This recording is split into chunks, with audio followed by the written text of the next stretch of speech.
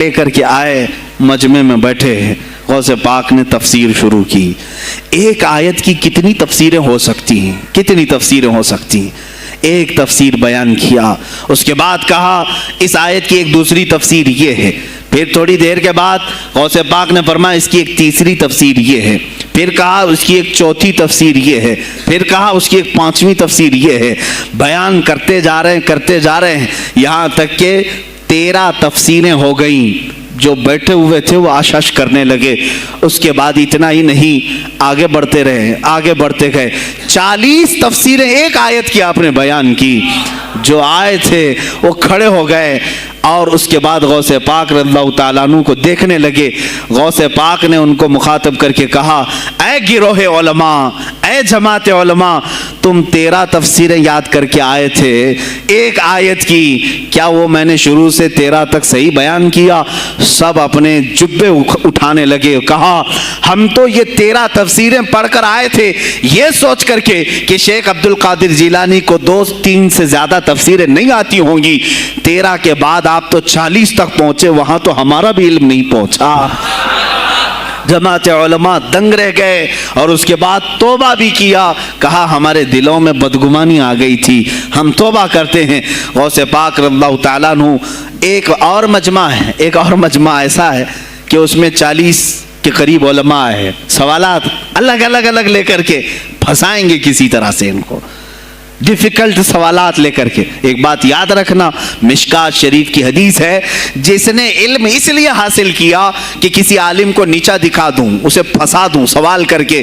حضور فرماتے ہیں قیامت کے دن اسے آگ کی بیڑیاں پہنائی جائیں گی, اس کی زبان کو آگ کی کینچی سے کھینچا جائے گا. اس لیے علم حاصل مت کرو, کسی کو نیچا دکھانا, کسی کو بیوقوف بنانا. ایک کتاب کہیں سے پڑھ کر کے آئے, مولانا کے پیچھے پڑ گئے, یہ بتاؤ صحیح ہے کہ نہیں ہے. پھر اگر اس مولانا صاحب کے دماغ میں اس وقت وہ مسئلہ نہیں تھا, انہوں نے کہا نہیں معلوم, تو آپ کو لگا کہ ہاں میرے سے زیادہ تو ان کو بھی نہیں معلوم. تم نے تو ایک ہی چیز حل کر کے ان کے سامنے پیش کی ہے. عزیزان گرامی, اس طرح کی چیزیں ہرگز نہ کریں, یہ بہت بڑا گناہ ہے مغالطے میں ڈالنا. غوث پاک رضی اللہ تعالیٰ عنہ ایک جماعت سے خطاب کر رہے ہیں. 40 علماء ہے, الگ سوالات نوٹ کر کے, میں یہ پوچھوں گا تم یہ پوچھنا, تم یہ پوچھنا. غوث پاک رضی اللہ تعالیٰ عنہ نے اپنا خطاب کیا اور سوالات کے لیے اس دن محفل کا وقت ہی نہیں دیا. کہا آج سوالات کوئی نہیں کرے گا. وہ لوگ تو سوالات لے کر کے آئے تھے. سب مجمع میں خطاب کے بعد جس کو جو پوچھنا ہے آپ کہتے ہیں کہ پوچھ لو, اس دن کا کوئی نہیں پوچھے گا, آؤ صرف مصافحہ کر کے جاؤ, آؤ صرف مصافحہ کر کے جاؤ. تو یہ جو علماء کی جماعت تھی ان کو بلایا. ایک آتے ان کو سینے سے سینہ لگاتے اور کہتے تیرا یہ سوال تھا, اس کا یہ جواب ہے. دوسرا آتا اس سے کہتے تو یہ گھر سے سوچ کے آیا تھا, تیرا سوال یہ ہے, اس کا جواب یہ ہے. اس طرح 40 سے مصافحہ کیا, معانقہ کیا. ان کے سوالات کے پوچھنے سے پہلے جوابات بھی دے دیے اور اس کے بعد کہا کیا ہے گروہ علماء, تم سوال کرتے اور میں جواب دیتا تو عبد القادر کی کیا اس میں خصوصیت تھی؟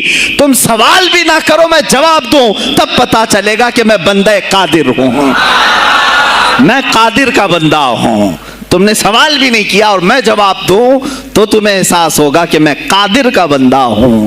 اللہ رب العزت کا کی صفاتی نام ہے. عزیزان گرامی وقار, علماء نے تنگ کیا, پریشان کیا, آپ کے مجموعوں کو روکنے کی کوشش کی, لیکن ایسا نہیں ہے کہ غوث پاک نے ہر ایک کو اپنی کرامت سے زیر کر دیا ہو, ان علماء کو پورا سلا دیا ہو.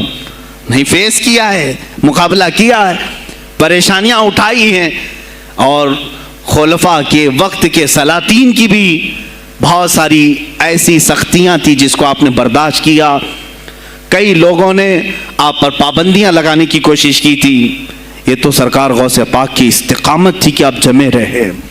اور سب سے بڑا کام آپ کا کیا تھا معلوم ہے؟ خانقاہ کے گدی نشینوں غور سے سنو, جو غوث پاک کا نام لیتے ہیں, سرکار غوث پاک رضی اللہ تعالیٰ عنہ کی اس صفت کو میں بیان کروں تو یہ بغلیں جھانکیں گے. ابھی غوث پاک نے سب سے بڑا کردار کیا کیا جانتے ہیں آپ؟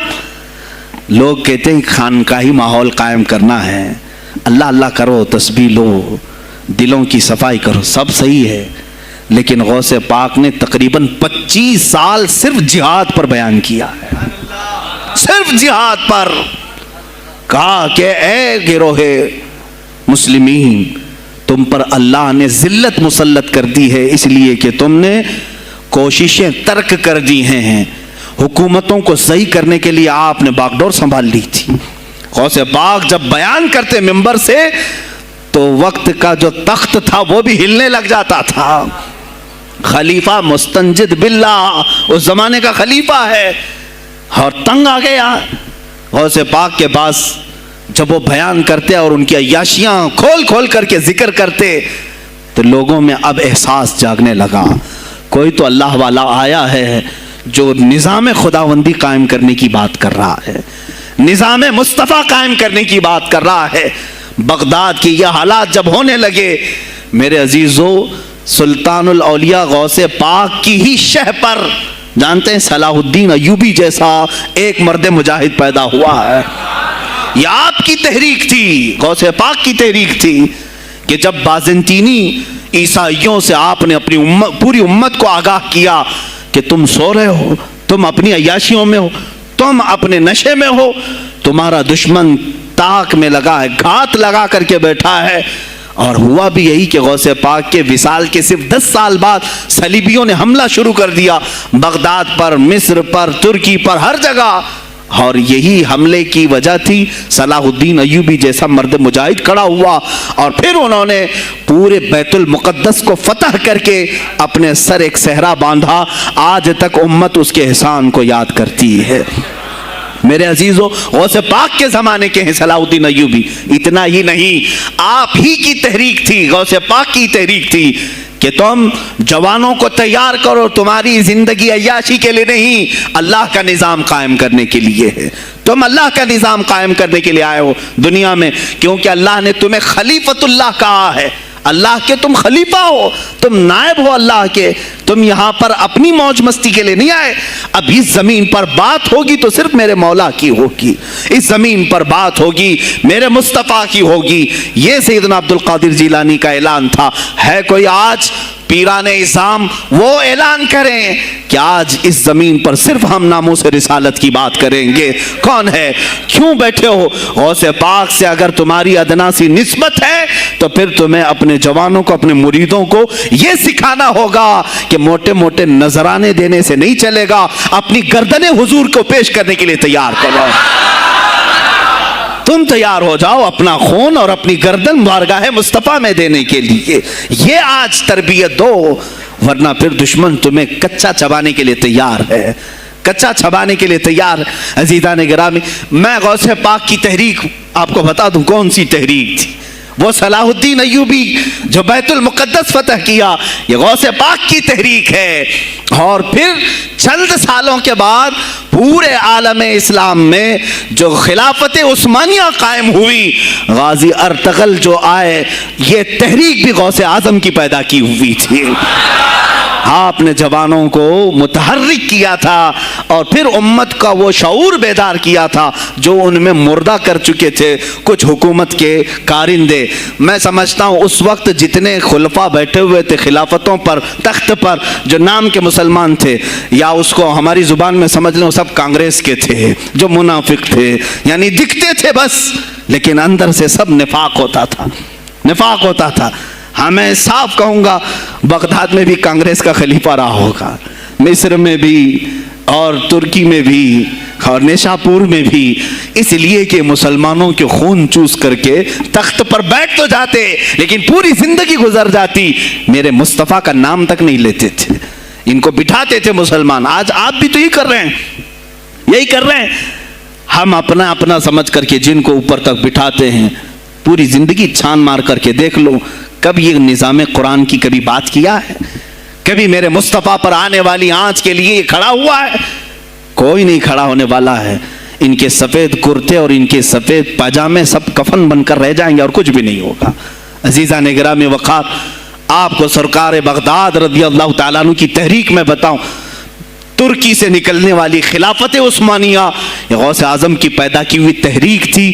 اتنا ہی نہیں, آپ کے آخری زمانے میں سرکار خواجہ غریب نواز معین الدین چشتی رضی اللہ تعالیٰ عنہ کی ملاقات بغداد میں ہوئی. معین الدین اجمیری رضی اللہ تعالیٰ عنہ کی ملاقات ہوئی. تاریخ دان نے لکھا, آج میں نے پہلی مرتبہ اس کو پڑھا اور آپ کے سامنے پہلی بار بتا رہا ہوں, سرکار بغداد اور حضرت خواجہ غریب نواز کی ملاقات کے بارے میں بہت سارے باتیں چلتی ہیں کتابوں میں بھی, میں نے اپنے مرشد سے بھی پوچھا تھا. بہرحال ایک تاریخی ایک کتاب سے مجھے آج یہ بات ملی کہ سلطان الاولیاء غوث پاک نے حضرت خواجہ غریب نواز کو کیا وصیت کی تھی, کیا کہہ کر کے بھیجا تھا.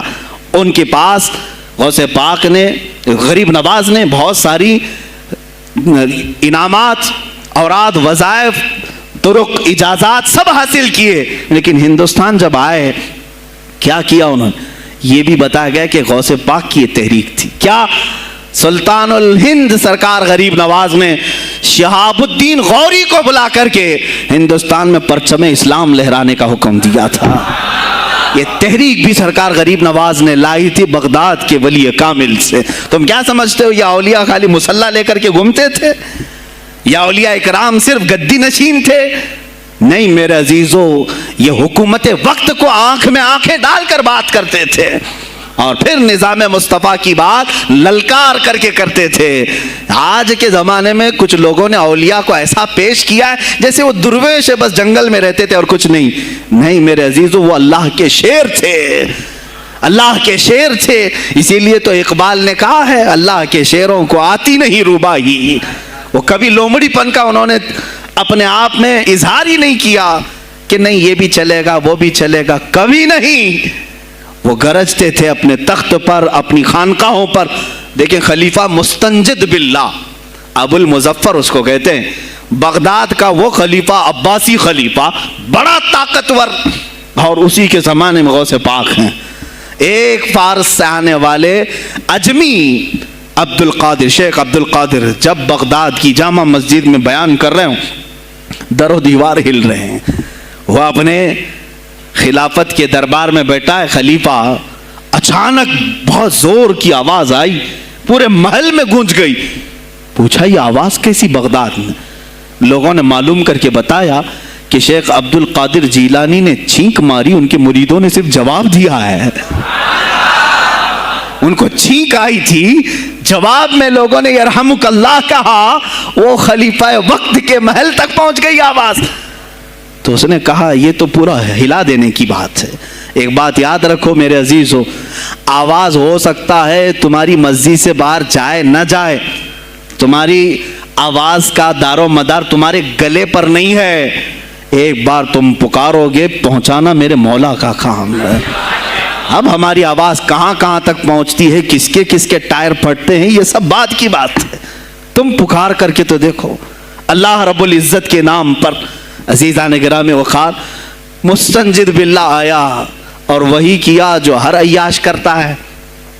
ظاہر سی بات ہے, مولوی صاحب کچھ لے دے کے چھوڑ دو, جان بخش دو, جاؤ کہیں بیٹھو, آپ اللہ اللہ کرو. کہاں یہ حکومت سیاست کی باتوں میں آپ آ گئے. چند دنوں پہلے میں نے بھی سیاست کی بات کی تو مجھے بھی ایک مشورہ ایسا آیا کہ آپ کو انٹرسٹ ہے ایم پی بننے کا, ایم ایل اے بننے کا. میں نے کہا مجھے انٹرسٹ تو نہیں ہے, لیکن کرسی صاف کرنے کا انٹرسٹ بہت ہے. اس پر جو کچرا ہے اس کو صاف کرنے کا انٹرسٹ بہت ہے. انشاءاللہ العزیز وقت آئے گا وہ صاف ہوں گی بھی. عزیزان گرامی, مستنجد باللہ 10 اشرفیوں کی تھیلیاں لے کر سونے کی غوث پاک کے دربار میں آئے. آپ مریدین کے ساتھ بیٹھے, ارے وہ حال و قال کی مجلسیں ہیں. مستنجد باللہ آیا, غوث پاک کی بارگاہ میں کہا کہ یہ حضور آپ قبول کر لیں, نذرانہ ہے. آپ نے کہا تو رکھ لے اپنا نذرانہ, تو اپنے پاس رکھ لے. کہا کہ ہدیہ قبول کرنا سنت ہے, آپ سنت کے خلاف کرتے ہیں. غوث پاک نے کہا اللہ ایک تھیلی لیا اور اپنے بغل میں دبا کر کے اس کو نچوڑنا شروع کیا تو اس سے خون ٹپکنا لگا.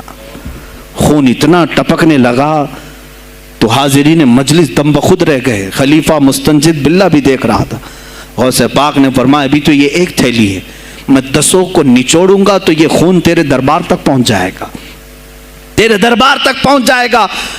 تو مجھے وہ اشرفیاں دینے آیا ہے جو تو نے غریبوں کے مال کو چوس کر کے حاصل کیا, تو مجھے خریدنے کے لیے آیا ہے.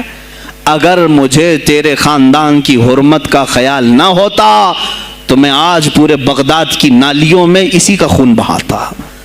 خلیفہ مستنجد باللہ بے ہوش ہو گیا، اور اس کے بعد جب ہوش آیا اس نے توبہ کیا اور آپ کے ہاتھ پر بیعت بھی کیا۔ اب اس کے بعد وہ خلیفہ ایسا پاک ہوا، نظر غوث جو پڑھی۔ اب اس کے بعد دربار خلافت کے حالات کیا ہو گئے سنیں۔ میں آج سیاست پر بات کر رہا ہوں۔ اب خلیفہ مستنجد باللہ کا دل جب صاف ہوا، 8 دن کے بعد وہ حاضر آیا، کہا سلطان الاولیاء اے شیخ عبد القادر جیلانی، آپ حکم فرمائیں کہاں کس طرح کا گورنر رکھنا چاہیے، گورنر کس طرح کا ہونا چاہیے۔ آپ نے غوث پاک نے اپنے خلفاء کو حکم دیا کہ لسٹ بنائی جائے، اسلامی سلطنت میں گورنر کون ہوگا۔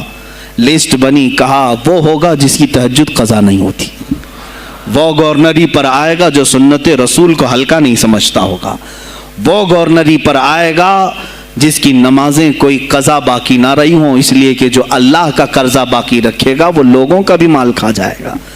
آپ نے لکھایا نام، خلیفہ مستنجد باللہ نے آپ کے اشارے پر گورنر پورے تبدیل کر دیے۔ ہر جگہ پر ایسے لوگوں کو رکھا جو سرکار غوث پاک کے یا تو مرید تھے یا خلیفہ تھے یا شاگرد تھے، اور ان کے دلوں میں اللہ کا خوف تھا، اور وہ پورے بغداد اور آس پاس کی سلطنتوں کو سنبھالے ہوئے تھے۔ ایک وقت ایسا آیا کہ وہی چند سال پہلے جو بغداد نشے میں ڈوبا ہوا تھا، 10 سالوں کے بعد لوگ کہنے لگے کہ آج بغداد ایسا لگ رہا ہے جیسے عمر بن خطاب کا زمانہ آ گیا ہو، عمر بن خطاب کا زمانہ آیا ہو۔ تم نے تو غوث پاک کی 11ویں کھائی ہے نا، اصلاح حکومت ان سے نہیں سیکھا، وہ آئے تھے نظام تبدیل کرنے کے لیے۔ آج میں علماء سے بھی یہی کہوں گا، تم حق بات تو پہنچاؤ قوم تک۔ آج حالات ایسے ہیں میرے عزیزوں، ڈر اور خوف ان کے سینوں پر طاری ہوا۔ کس بات سے ڈرتے ہو؟ کیا تم نے اللہ کی ذات پر ایمان نہیں لائے؟ یہ نہیں کہتے ہو موت و حیات اللہ کے ہاتھ ہے، رزق اللہ کے ہاتھ ہے، پھر ڈرتے حکومت وقت سے کیوں؟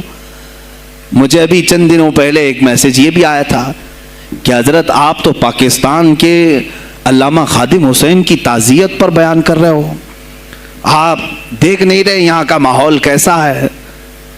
عزیزان گرامی، اس دن مجھے افسوس اس بات پر ہوا، سوال پر، ہائے افسوس، اس قدر تمہارے ضمیر مردہ ہو گئے، اس قدر تم بزدل ہو گئے، لاکھوں لوگوں کے دلوں میں شمع عشق مصطفیٰ جگانے والے پر تمہاری زبان بند ہے، تمہاری زبان بند ہے۔